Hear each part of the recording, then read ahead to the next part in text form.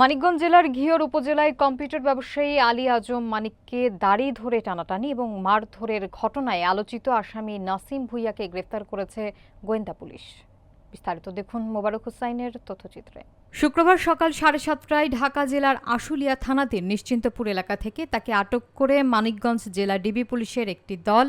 বিষয়টি নিশ্চিত করেছেন মানিকগঞ্জের অতিরিক্ত পুলিশ সুপার ইমতিয়াজ মাহবুব। তিনি বলেন, এই বিষয়ে যথাযথ আইনি প্রক্রিয়া চলমান রয়েছে।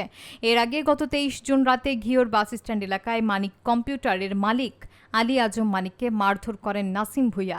সামান্য কথা কাটাকাটির জেরে এই ঘটনা ঘটে বলে জানা যায়। পরদিন ভুক্তভোগী ঘিওর থানায় লিখিত অভিযোগ দায়ের করেন।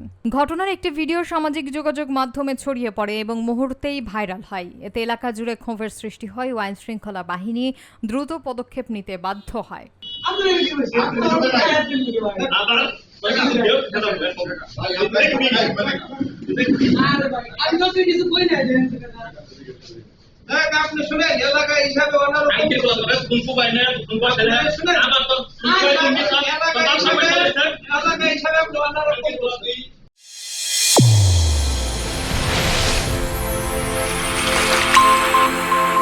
চ্যানেল A1 হৃদয়ের স্পন্দন।